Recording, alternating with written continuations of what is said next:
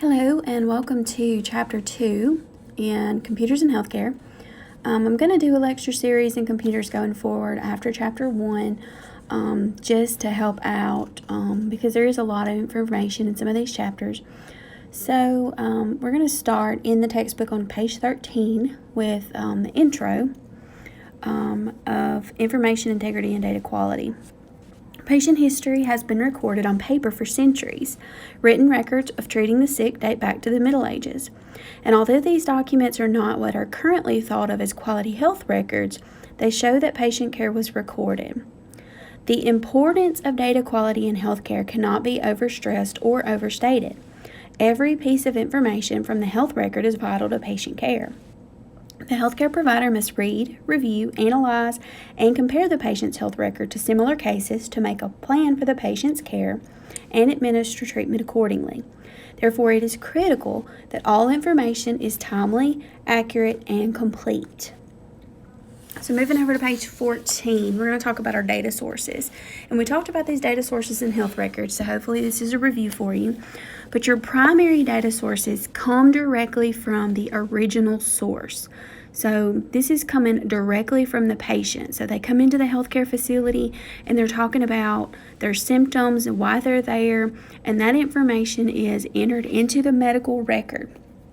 So the health record is also considered to be a primary source of data as physicians and other healthcare providers document the treatments, observations, and care provided. The highest quality of data will always come from the primary source, which is the original source of information. Our secondary sources, if you remember from health records, they are derived from our primary data sources. So our secondary sources are going to be your indices, your registries, and your other databases. So we talked about a registry being a collection of care information related to a specific disease, condition, or procedure that makes health record information available for analysis and comparison. And these secondary data are typically used for research purposes. They address population health issues and for administrative purposes, such as monitoring for possible fraud. All right, so jumping down to screen design. Screen design is an important part of data quality as it influences data capture, which is discussed in the next section. Poor screen design can confuse users if instructions are not provided, if the data fields are not in logical order, and if users are entering data in different ways. So data capture is the process of recording healthcare-related information or data in a health record system or clinical database. The healthcare practitioners who input data into the health record are responsible for the quality of data they enter into the EHR or other information systems. Poor data capture results in not only poor quality of care, but also poor business decisions. For example, if a patient's weight is entered incorrectly, the wrong dosage of a medication may be administered. All right, so let's talk about direct data entry over on page 15. Direct data entry includes a number of manual data entry methods such as keyboard, mouse, or other devices for entering data into the computer. A number of data field types are available for use in an IS. Some of these field types can contribute to data quality by limiting the number of choices, by limiting the appropriate entries, and further specifying the data required.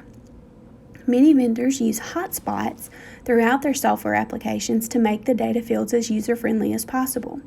A hotspot is a type of help message that is triggered when the cursor is placed on top of the data field. For example, the cursor changes to another symbol, such as a hand, which indicates another level of choices from which the user can select. All right, so dropping down to unstructured data fields. We talked about unstructured data fields being those free text fields where you can pretty much type anything you want. It's just a text box in a document. So unstructured data fields use data elements that allow for free text entry, which means that the user can type in any data that he or she chooses. Examples of unstructured data include a description of the procedure performed or a patient's explanation of his medical history. Unstructured data complicates data retrieval and analysis, so structured data are preferred. For example, different terms could be used by different users. Text box fields allow the user to type free text into the field, so they're not limited to allow choices. The data dictionary can limit the types of characters, such as A through Z or 0 through 9, as well as the number of characters. But they're really not limited to what they say. They can use, abbreviations that aren't approved. There could be misspelling of words, etc. All right, so let's talk about our structured data fields. And again, this should be a review from health records. So structured data fields guide the user during the data entry process, limiting what a user can enter into the field. A number of different types of structured data fields can be used, including radio buttons, drop-down boxes, check boxes, and more. Some of these fields, such as drop-down boxes and radio buttons, have proved to be effective and efficient method for capturing data, thus improving productivity. So let's talk about the different kinds.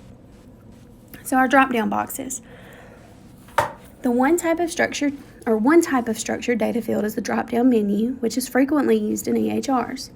The user simply clicks on the arrow to the right or left of a data field, and a drop-down menu appears with several choices. The choices can be controlled by the healthcare facility based on needs. Once selected, the data field is automatically populated with the user's selection. A drop-down menu can be used for countless number of data fields within the health record. It is used in many documents, such as the admission record or the face sheet, the financial record, or the history and physical examination. Drop-down menus save time because the entire data field item does not need to be typed into the data field. So drop-down boxes, think of in your own personal experiences. Let's say you're online shopping, and when you're asked to enter your address, you get a drop-down menu for your state.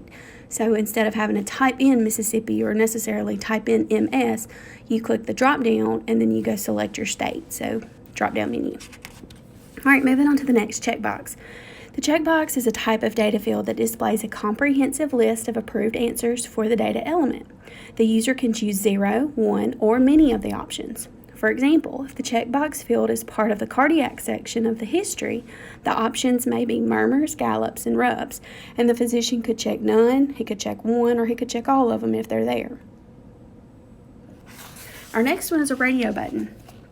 Radio buttons are a type of data field that also identify a comprehensive list of choices. It's like the checkbox, but the difference is the user can only choose one of the options. The field is for data which only one option should be chosen, such as gender. In this case, the choices are generally male, female, or unknown. All right, then we have our numeric field. A numeric field allows for the entry of numbers. The number of characters and range can be controlled through the data dictionary. It can control the format, such as decimal points and currency. The values in a numeric field must be able to be added and subtracted, as with age, weight, and so forth.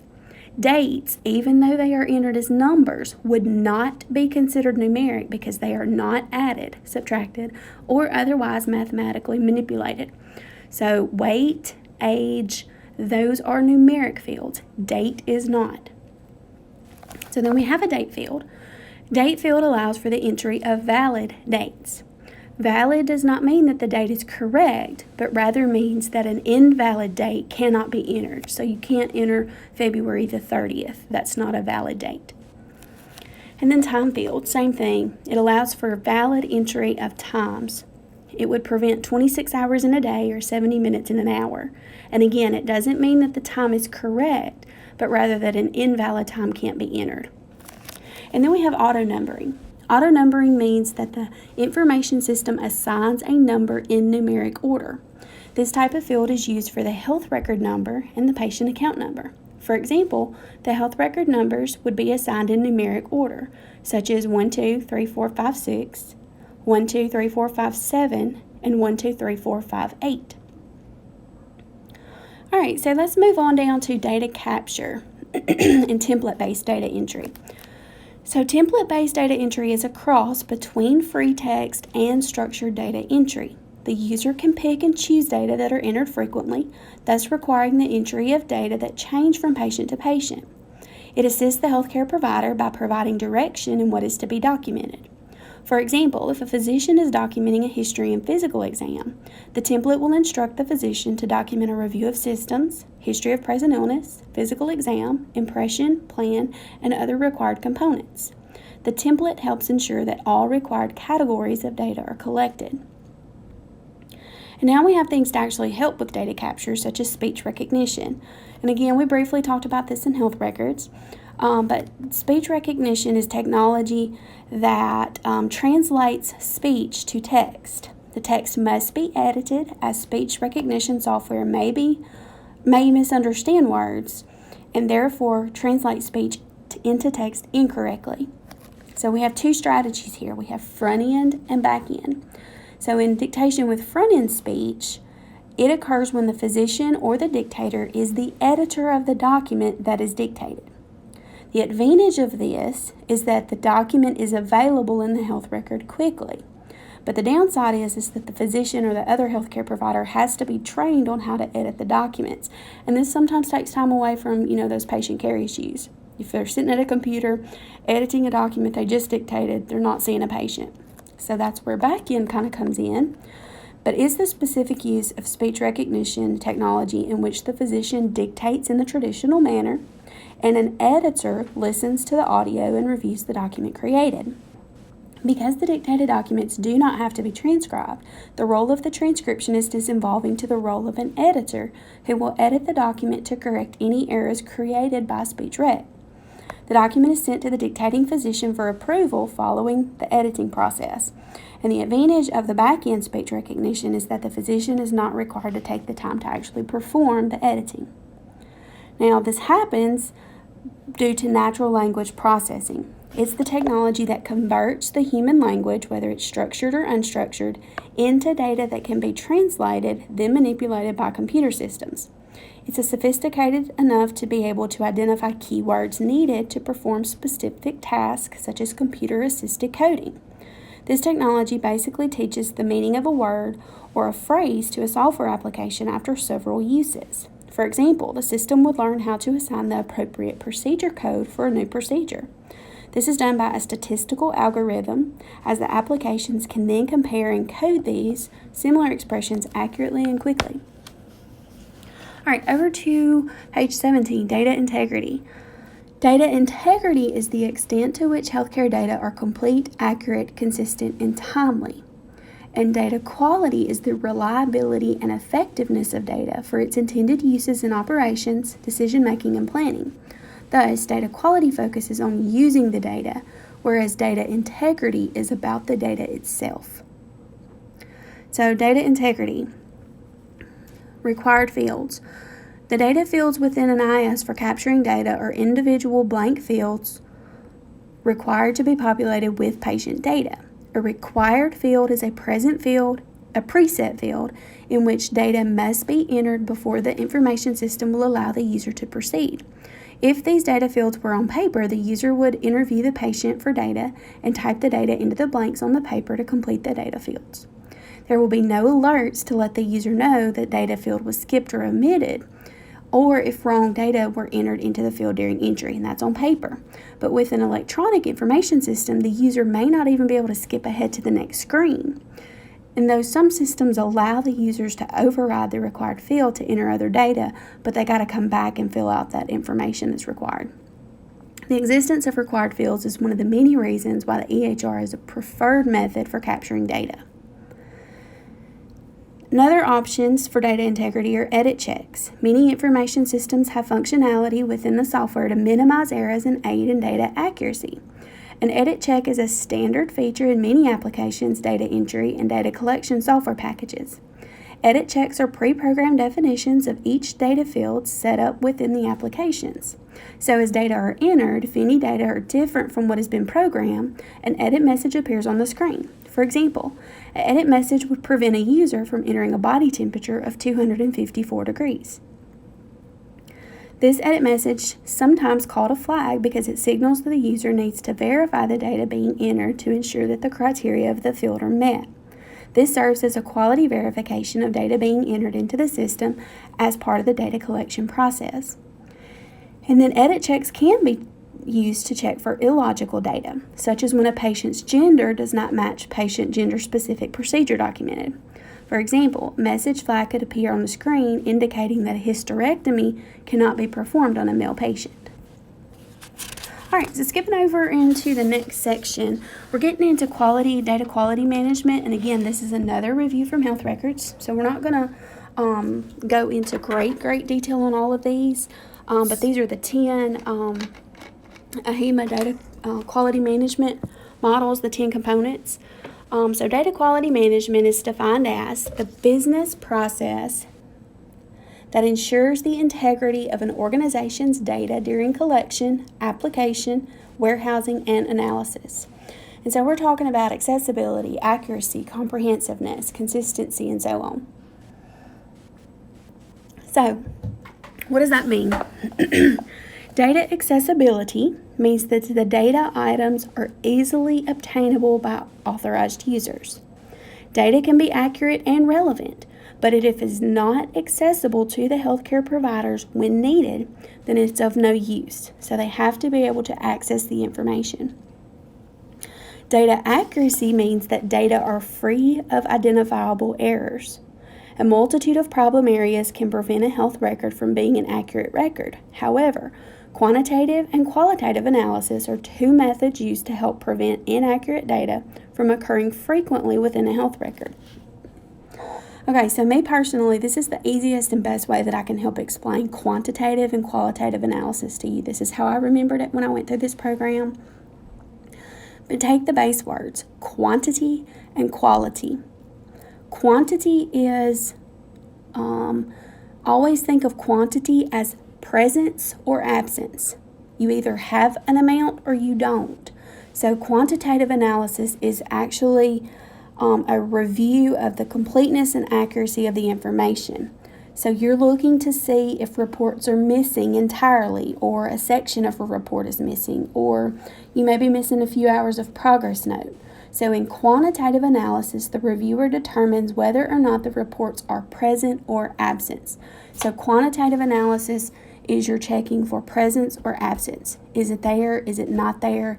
Is it partially there? So you're looking for presence or absence of information. Quality analysis, and again, go back to that base word, quality. Qualitative analysis is a review of the health record to ensure that standards are met and to determine the adequacy of entries documenting the quality of health care. So the reviewer considers whether the health record appropriately documents the care provided. So they're actually looking at whether it's legible, whether there's a proper use of abbreviations, if the patient identification is there, if physicians, nurses, and others, they're looking at the quality of the documentation. So quantitative is the presence or absence of information in the record, and quality is the actual quality of the information in the record. All right, moving on to page 20 with data comprehensiveness.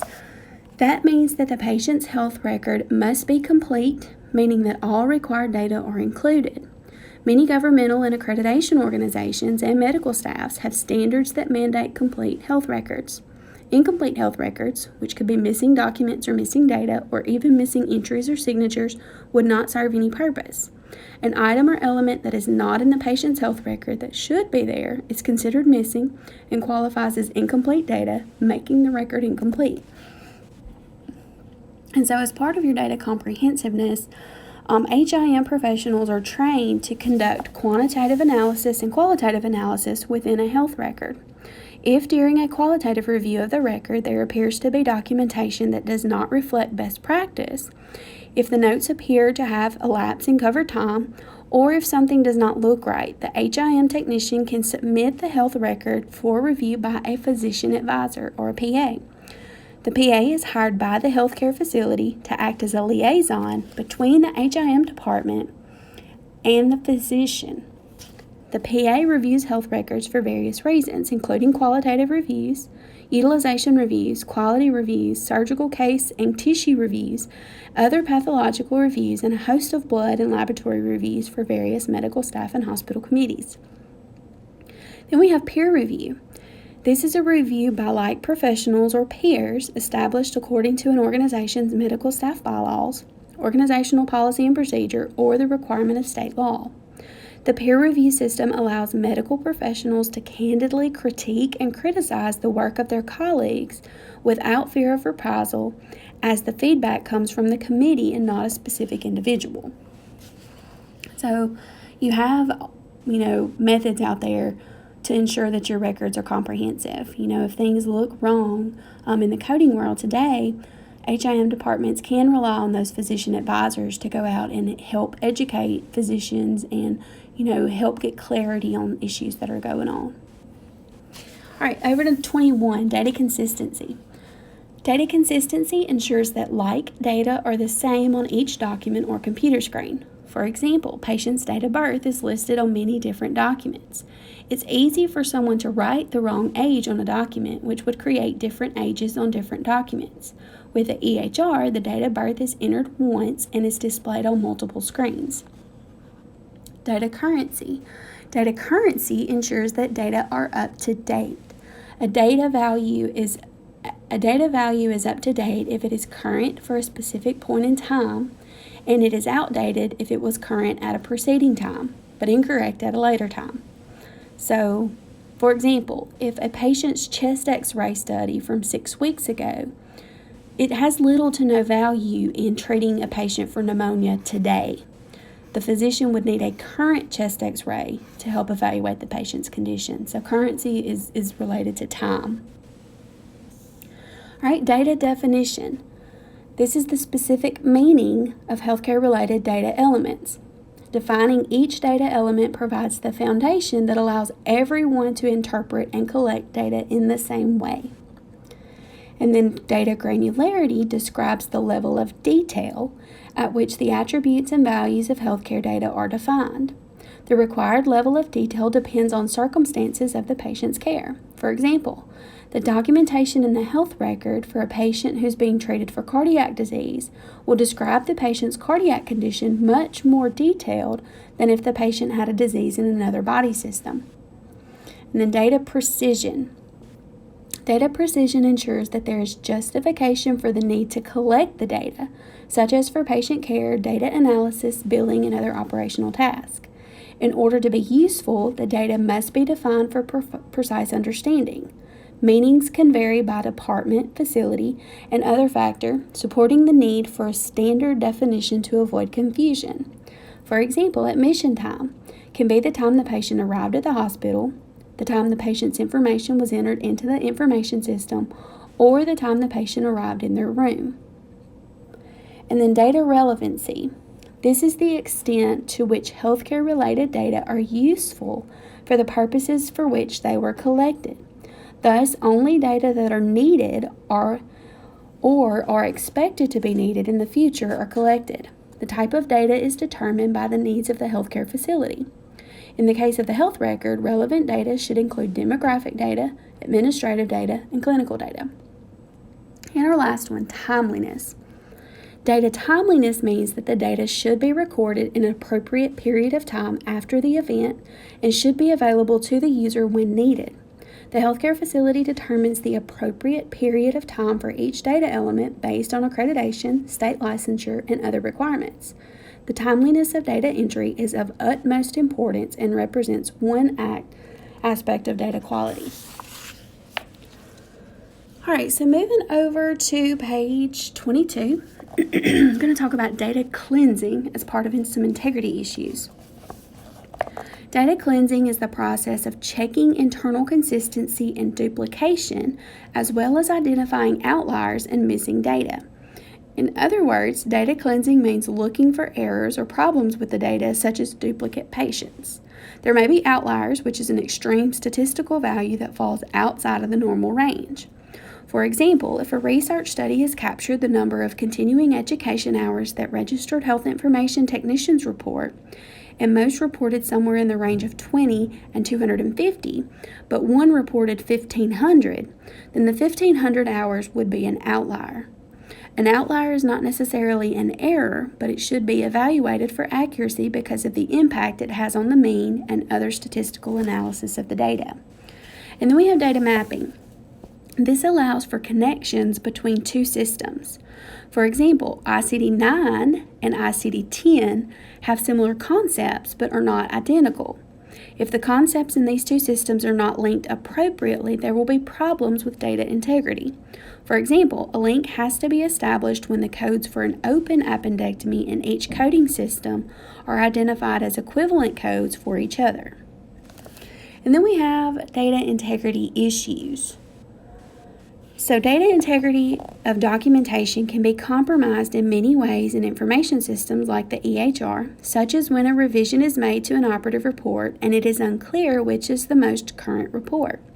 These integrity errors affect patient identification, authorship, dictation, amendments, cloning, and copying and pasting. These errors not only harm the integrity of the data, but can lead to poor quality of care and allegations of fraud and abuse. So let's talk about patient ID.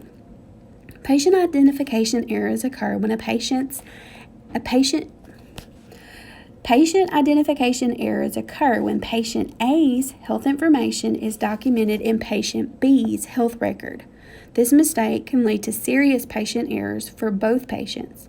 Healthcare facilities should use methods to help ensure the identity of patients, such as algorithms, biometrics, and photography. Then authorship. Authorship is the origination or creation of recorded information attributed to the specific individual or entity acting at a particular time. In other words, documentation in the EHR or other health record must be credited to the individual who created it. This is typically done through the use of a user ID, a unique user ID, and a password. When the digital signature is created, it indicates the data have been reviewed and approved by the physician or other care provider. And then dictation errors without editing. We saw this a whole lot. There's a system I think I've mentioned before called Dragon. Physician can pick up a microphone at a workstation, they talk into it, it types on the screen as they go, and if they do not edit, then you've got issues. So if speech recognition is utilized and the documents are not edited after their creation to ensure accuracy, then there may be problems with data integrity. The speech recognition software may misinterpret, and the health record could include incorrect medications and other incorrect words. And then copying and pasting. One of the ways to speed data entry is through copy and paste. Who doesn't love copy and paste? Data from one patient's health record can be copied and pasted into another patient's health record, or data from the same patient's previous hospitalization may be moved into their current hospitalization. Copying and pasting are commonly done for routine procedures, radiology results, and other common entries for which the same information is used over and over again. Benefits include legibility, being consistent in what is documented, and ensuring that documentation is complete. However, there are risks associated with this, so this practice is not always recommended. For example, the physician may copy and paste a preoperative order from one patient's record to another's. In the order copied from the first patient's record, there may be a medication inappropriate for the second patient, and if this isn't caught, the patient may be given this medication in error. All right, dropping down to amendments to the health record. The data contained in the health record must be amended when changes are necessary, such as correcting mistakes, attaching addendums, making late entries, and replacing a draft, which is an unsigned copy of a document, with the final signed copy. For example, if the patient's blood type is entered in the EHR as A positive, but it's actually B negative, then the blood type needs to be corrected. Once a health record entry is signed, the document should be locked to prevent further alterations. The system should also lock the entire record from edits at a predetermined point, such as 30 days after discharge. To amend the health record, it would have to be unlocked by an authorized user so that the necessary changes can be made. There should also be policies in place regarding who has the ability to amend. For example, the HIM professional may be able to correct the spelling of the patient's name or a transposition in the Social Security number, but only the physician would be able to correct his clinical documentation. The erroneous information should not be completely deleted. Rather, there should be a way to identify that the health record was altered. The best practice is to create a second version of the document. Version control is necessary to manage the various documents. Version control in healthcare is the process whereby a healthcare facility ensures that only the most current version of a patient's health record is available for viewing and updating and so forth. All right, in our last little paragraph here on page 24, data quality measure. This is a mechanism to assign a quantitative figure to quality of care by comparison to a criterion. Quality measurements typically focus on structures or processes of care that have a demonstrated relationship to positive health outcomes. For example, when steps are taken to reduce postoperative infections, the data quality measure would address issues such as the use of antibiotics in wound care. These are used to compare actual patient information to a standard created by accreditation organization, government agency, or other group to determine the quality of care provided. The data can be aggregated and be used to compare healthcare facilities against state or national scores. So, again, we did just a brief review of this chapter, going through the PowerPoint, going through the book. Again, I recommend read the whole chapter, study your review questions, and do the check your understandings, and you should be fine for your test. But I wanted to go ahead and give you a little more information, for some of you auditory learners that would like to hear some of this information instead of just reading it for yourself. So from here forward, I will continue to add lectures for each of our chapters. Happy studying!